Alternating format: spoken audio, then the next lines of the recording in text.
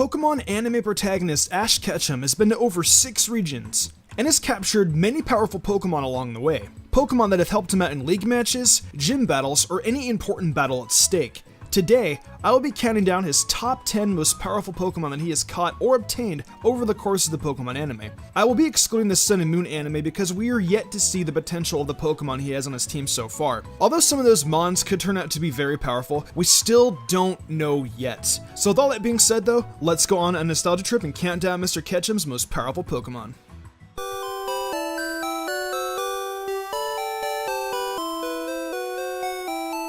Rampaging into the number 10 spot, we have one of Ash's Tauros. I say one because he has 30. Let's just say the one he uses. Ash captured Tauros in the Safari Zone way back in the Season 1 anime of Pokemon. Since then, Tauros has been a very accomplished Pokemon, aiding Ash in the Orange League, helping out in the early days of Johto for a Tauros competition, and coming out to the Battle Frontier. The Tauros didn't do amazing in the Battle Frontier, nor the Johto League. It did amazingly well against Drake in the Orange League, having great beginner's luck and just overall being naturally powerful. He dealt a solid hit to Drake's team, and the Pokemon had never really been used, nor been in Ash's party for more than a couple episodes, and has never really been trained properly for that matter neither. But hey, I guess rampaging around Professor Oak's yard all day pays off, because this bull wrecks.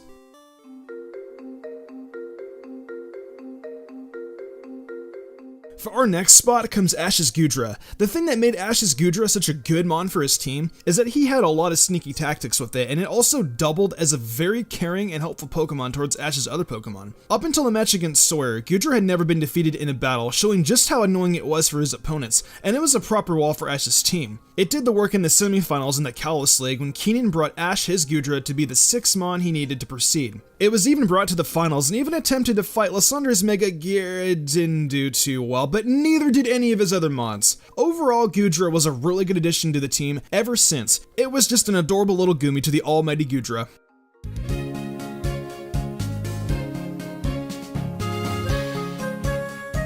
Another Pokemon that's naturally strong and hasn't been on Ash's team for a long period of time is this Heracross. Ash captured this powerful bug in the early days of his Johto journeys where he found it feuding with some Pinsir. Heracross has always came in clutch no matter what kind of battle was at stake. The early days of Johto, the Johto League, Battle Frontier, and even appeared during the Sinnoh League for an old family blend. The Johto battle against Gary though is where it's really put to the test after getting hit by Gary's Magmars, Fire Blast, and Flamethrower and still being able to knock it out. The Sinnoh League was also pretty iconic in how it took out Nana's Kricketune with its new move Sleep Talk. This Pokemon is just naturally powerful and has been very handy when Ash has needed it in tight spots. It's also adorable, sucking the life out of Bulbasaur's bulb. Though it lost against Tobias, it still landed a Mega Horn which should have knocked out Darkrai, but Tobias is a pleb, so whatever. Heracross is still pretty powerful.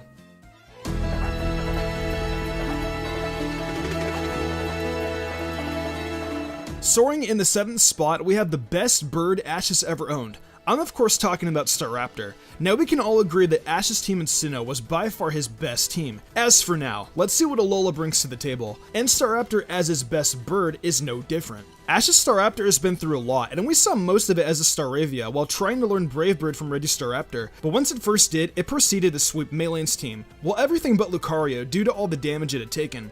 It missed the Brave Bird, allowing Lucario to knock Staravia out. In a competition for the Pokemon version of football, Staravia evolved in the Staraptor fighting against Paul's Honchkrow, and after learning close combat, it managed to take the victory in the contest. In the Sinnoh League, we didn't see much of Staraptor because Tobias is a sneaky man with a team that simply wasn't fair. Now Staraptor is currently soaring around Oak Slob and Pallet Town.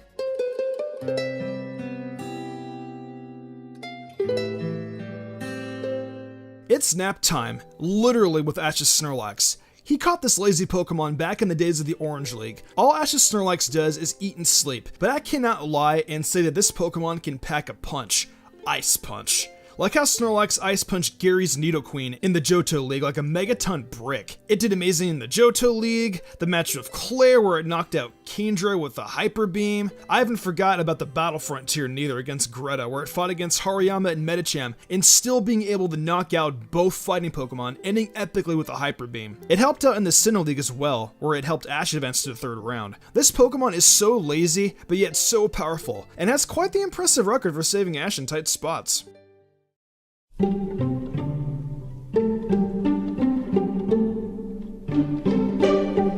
Yes, here we have Ash's most trusting companion, the face of the franchise, and the biggest jerk when it was introduced. I'm of course talking about Ash's Pikachu. Ash and Pikachu have been through so much since episode 1, when Ash overslept to picking the starter and ended up with the leftover Pikachu. Since then, Ash and Pikachu have been on countless journeys together and fought many hard battles. The Indigo League versus Richie, the Orange League versus Drake where Pikachu beat Drake and his Dragonite for Ash to pick up the Orange Island Cup trophy, Johto League, Hoenn League, Battle Frontier, Sinnoh against Tobias tying against the Latios, Unova League, Kalos League, and soon to be the Alola League. I guess you can say that a lot of power doesn't always come in big packages, especially not with this electric mouse.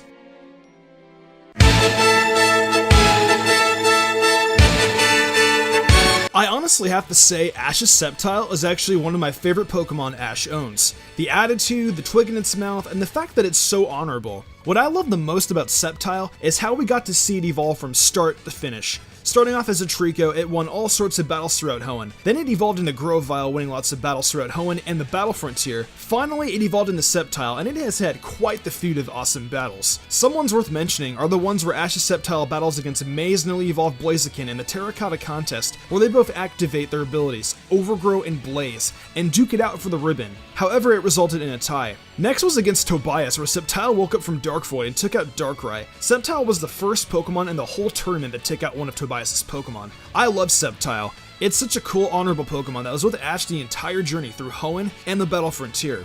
I would have loved for it to have gotten a Mega 2, but oh well though, it's a great Pokemon nonetheless.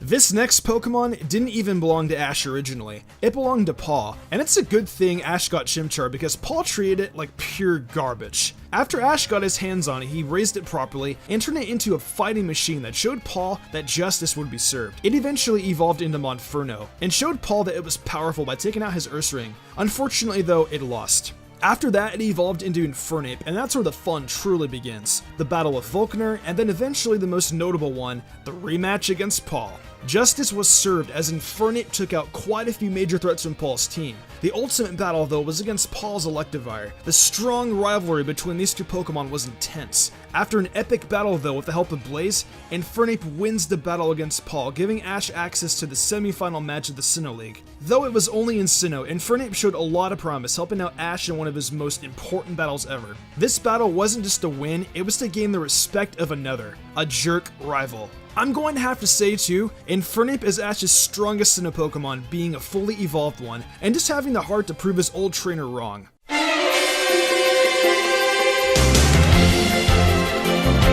Attention all Gen 1ers. Please stand up because we have the infamous Ash's Charizard. Everyone was expecting this Pokemon, and honestly, who wouldn't? It's honestly Ash's most powerful Pokemon that he currently owns. Remember those words, currently. Ash caught it as a Charmander, and it obeyed him pretty well. They won lots of matches. Then it evolved in the Charmeleon, and then eventually in the Charizard. It stopped obeying him entirely until Charizard got hit with the Poliwrath Ice Beam. Ash aided it back to health, and then Charizard gained respect for Ash, finally obeying him. Since then, Charizard has won countless matches for Ash. There are too many, I can't name them all, but I will say the ones that are most iconic to me are his Charizard versus Gary. It literally brought back the whole match, taking out half of his team, and then the epic battle against his Blastoise. Then Charizard vs Blaziken.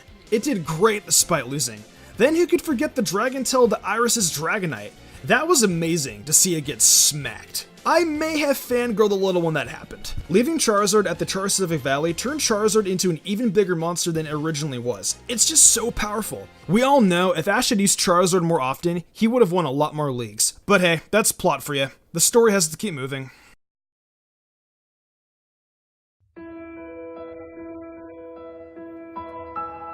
One, and Ash's overall best Pokemon. Yes, it's a cop-out and really obvious, but let's be honest here. Ash has not had any other partner stronger than Greninja after its full potential got unleashed during the Snow Point Village arc of Kalos. Ash first encountered Froakie in the very early days of the Kalos region, where Froakie felt Ash could be a worthy trainer after he showed his dedication towards his Pikachu by jumping off the prison tower. Ever since Froakie fought its hardest to get both himself and Ash stronger, and they eventually did, unlocking the power of Ash Greninja. Now a lot more agile and much stronger than before, equipped with its giant water shuriken on its back. This deadly combo crushed Wulfric in his Mega Abomasnow after handing Ash the work in their first battle. Ash Greninja proceeded to almost conquer the entire Kalos League until it was Ash Greninja versus Alon and his Mega Charizard X. After a fierce battle, both parts sent off their strongest moves from Zard X, Blast Burn, and a giant water shuriken from Greninja, ending in Charizard stumbling and Greninja being knocked out. Such a close match for Ash and his partner, but it was cut short. Well, those were my top 10 strongest Pokemon owned by Ash Ketchum. Ash, of course, owns a lot of strong Pokemon, but those are the ones that stuck out most to me.